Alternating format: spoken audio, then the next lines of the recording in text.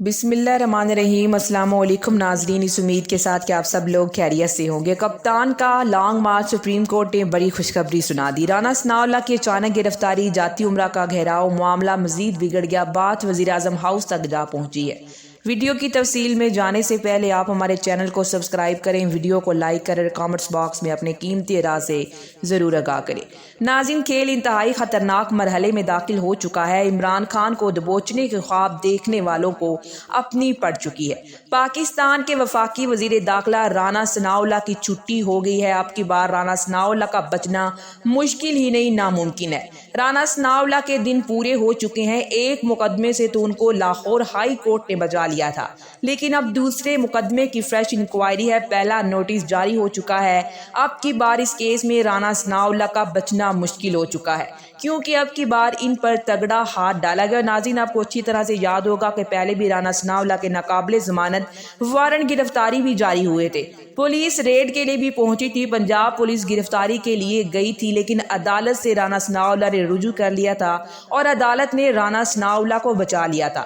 D G anti corruption کو بڑا دکھ پہنچا تھا جب وہ اس کیس میں پیش ہوئے تھے، تو بڑی انسلٹ محسوس کی تھی، اور جو ان کو باتیں سنائی گئی تھی ان کو اچھی طرح سے یاد تھیں۔ رانا ثناءاللہ کے کرتوت تھوڑے ہیں کہ ان کے خلاف کیسز نکالنے بیٹھ جائیں تو ان کا پورا ایک دن جو زندگی کا گزرا ہے وہ جرائم سے جڑا ہوا ہے۔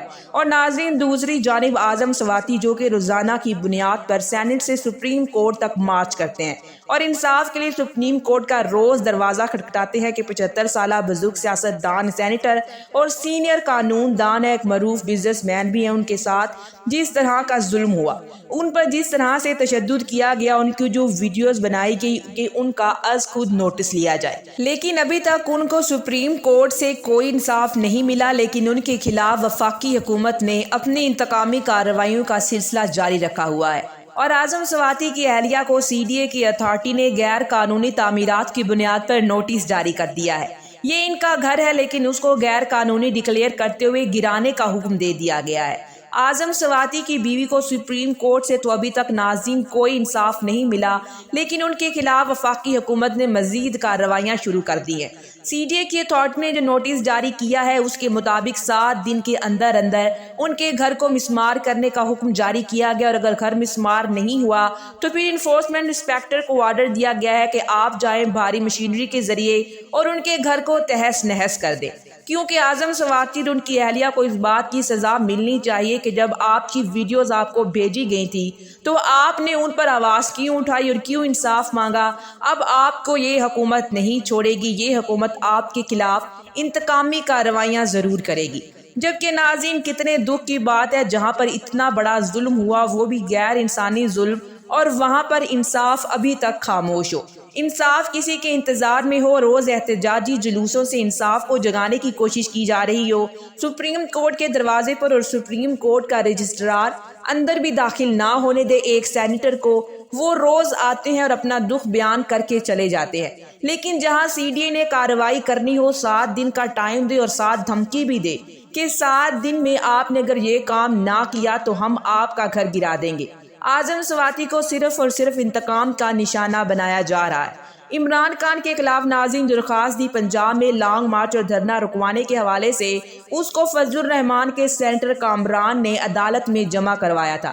تحریک انصاف کے پنجاب میں لانگ مارچ کے خلاف یہ درخواست تھی، جس کو 3 رکنی بینچ نے اس کیس کی سماعت کی، اور اس 3 رکنی بینچ میں عمر عطا بندیال، جسٹس عائشہ اور جسٹس عطر من اللہ شامل تھے۔ اس کیس کی سماعت آج کی گئی ہے۔ عطر من اللہ کیونکہ اس بینچ کا حصہ تھے اور پوری امید تھی کہ وہ عمران خان کے حق میں ہی اپنا فیصلہ سنائیں گے اور عمران خان کے احتجاج کو حق کو نہیں روکیں گے، اور ناظرین ایسا ہی کچھ آج عدالت میں ہوا ہے۔ لانگ مارچ کے حوالے سے جسٹس عطر من اللہ نے ریمارکس دیتے ہوئے کہا کہ لانگ مارچ سیاسی مسئلہ ہے جس کا سیاسی حل ہو سکتا ہے۔ غیر مؤثر قرار دیتے ہوئے انہوں نے اس درخواست کو غیر مؤثر قرار دے دیا، اور انہوں نے کہا کہ لانگ مارچ کو روکنے کا کوئی جواز نہیں ہے، عدالت نے اس درخواست کو غیر مؤثر قرار دے کر خارج کر دیا ہے۔ اور ناظرین، جو لانگ مارچ لے کر آ رہے عمران خان پنجاب میں، اس کے حوالے سے جو کامران ہیں مولانا فضل الرحمان کے جو سینیٹر ہیں، ان کا موقف یہ تھا کہ وہ امن و امان کے لیے بہت خطرناک ہے، حالات خراب ہو سکتے ہیں، اس لیے برائے مہربانی عمران خان کو روکا جائے۔ لیکن آج عدالت نے ان کی درخواست کو غیر مؤثر قرار دے کر خارج کر دیا ہے۔ لیکن عمران خان نے ناظرین جو درخواست دائر کی تھی وزیر اعظم ہاؤس کی آڈیو لیک اور مزید جو آڈیو لیک کی دھمکیاں دی جا رہی ہیں، براہ مہربانی کی اس کی تحقیقات کروائی جائے، لیکن اس درخواست پر کوئی کارروائی نہیں کی گئی۔ لیکن جو حکومت کی طرف سے درخواستیں آتی ہیں وہ فکس بھی ہو جاتی ہیں، بینچ بھی بن جاتے ہیں اور ان کو سماعت کے لیے مقرر بھی کر دیا جاتا ہے۔ الیکشن کمیشن کی جانب سے جو بلدیاتی الیکشن سندھ کے حوالے سے جو اعلان کیا گیا اور یہ کہا گیا ہے کہ 15 نومبر کو جو فیصلہ محفوظ کیا گیا تھا، اب وہ فیصلہ 22 نومبر کو سنایا جائے گا کہ کراچی میں الیکشن ہوں گے یا نہیں، جبکہ ناظرین سندھ ہائی کورٹ نے اپنی جگہ پر فیصلہ محفوظ کیا ہوا۔ اب دیکھنا یہ ہے کہ پہلے سندھ ہائی کورٹ فیصلہ سناتی ہے یا پھر الیکشن کمیشن اپنا فیصلہ سناتا ہے۔ اور ناظرین، دوسری جانب اب رانا ثناء اللہ کی چھٹی پکی ہو چکی ہے اور اب ان کا بچنا مشکل ہے، کیونکہ اینٹی کرپشن پنجاب نے رانا ثناء اللہ کو طلب کر لیا ہے اور اب کی بار ان کی اہلیہ کو بھی طلب کر لیا گیا ہے۔